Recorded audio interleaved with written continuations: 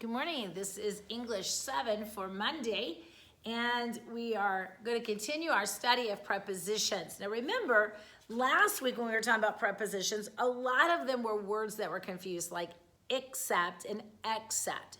Accept is a verb. It means you're going to take something. Except means they're the exclusion. We talked about beside and besides. Beside means next to. Besides with an S means in addition to. Then we talked about between and among. Between means I'm talking about two things. I have one here and one here, the distance between them, because we have two objects. Among is a group, and so it's three or more, and it's going to be distributed throughout that. We talked about in and into. We said that in is used for location, and into is used for the motion, okay? I am in my classroom. I'm going to walk into the hallway.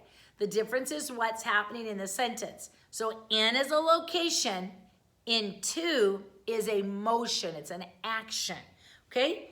We talked about of and have. Some people like to add an extra of. I should have known, not I should have known, I should have known. Have is a verb, of is a preposition, okay? And then the last ones were try to, okay, and sure to. Now you're not gonna try and to. Those are two different things, so we're just gonna use one. Today we're gonna talk about a few more. We're on page 192. 192. Amounts up to. Now, I don't really hear a lot of you say this one, but it is kind of a common thing for people to say, and it should just simply say amounts to. Your school bill amounts to $216, okay? Now, it's not up to $216. It's just that's the amount. So amounts to. Okay, next, at and about. I hope you're not a person that's often tardy, because that might be this might be something that people would try to say about you. But if you would say, I'm going to be at church at 8 o'clock. You're going to be there at exactly 8 o'clock. You're going to be there for a purpose, okay? You got there a set time. Now, if you're going to go to the park, you might say, I'm going to go to the park about 3.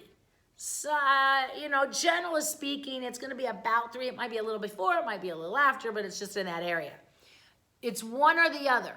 You're either going to be on time at a certain time, or you're going to be there in a general area of time. So you're either going to say at, meaning a particular time, or about, meaning in a general time zone area. Okay, not an exact amount. The next one, had of. Had is a verb. Of is a preposition, just like have. You do not need a preposition after it. Had, okay, it says, if you had of thought first. No, it's just if you had thought. Had thought is our verb. Okay, we're not gonna put that preposition there. Okay, inside of or outside of. Well, it is either inside or outside. So I don't need the of. I don't need that to make things clear. Where to, for example, he did not realize where he was going to. That to on the end of the sentence, it's a preposition, but it doesn't have an object, so it's incorrect. You simply want to say he did not realize where he was going, okay? The same thing is true of at. Where did you say the ceremony would be at?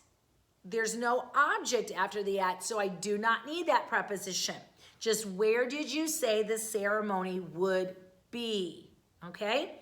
Let's look at exercise A. We're going to cross out any unnecessary prepositions in our following sentences. Jessica's shopping bill amounted up to $100. What should we get rid of? The word up. If you had have done your part, this job would now be finished, son. What should we get rid of? And don't say the lazy son. What word? Of. Okay, good job. The cows inside of the barn were uneasy during the loud thunderstorm. What do we want to get rid of? Inside of. We don't need the of. The cows inside the barn. Okay? Ponce de Leon met some Native Americans who supposedly knew where the fountain of youth was at. What's wrong with that sentence? The word at. Okay? They knew where it was. Of course, we know that it didn't exist. Okay?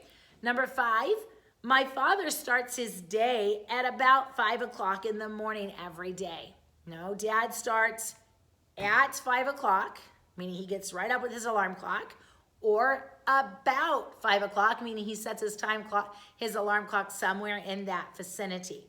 Okay? Numbers, but one or the other. Number 6, the salmon didn't know where it was going to.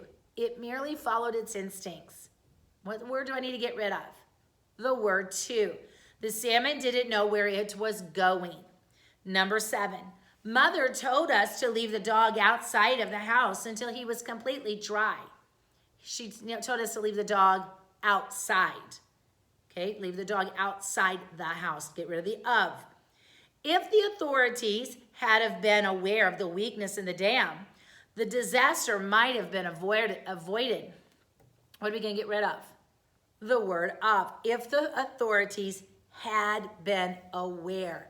I just recently read a book during this pandemic about a disaster that took place in Pennsylvania where a dam broke. And it was, until 9/11, it was the largest man-made tragedy in the world. And it was when a dam broke and several thousand people were drowned by the waters of this that the dam was holding back. It happened in the 1800s in Pennsylvania. Look at number 9. In Pilgrim's Progress, Christian did not know where he was going to. What's wrong with the sentence? In Pilgrim's Progress, Christian did not know where he was going. Number 10, at about the age of 20, my grandparents met and got married. What's wrong with that? We don't want to say at and about. At the age of 20, meaning they were 20 years old. Or we can say about the age of 20, meaning they were around 20. They may not have been exactly 20. Look at exercise B. It says cross out the unnecessary prepositions in the following paragraphs. There are several prepositions that are incorrect. I want you to read through these paragraphs. There are 4 or 5 paragraphs here. I want you to read all 5 paragraphs.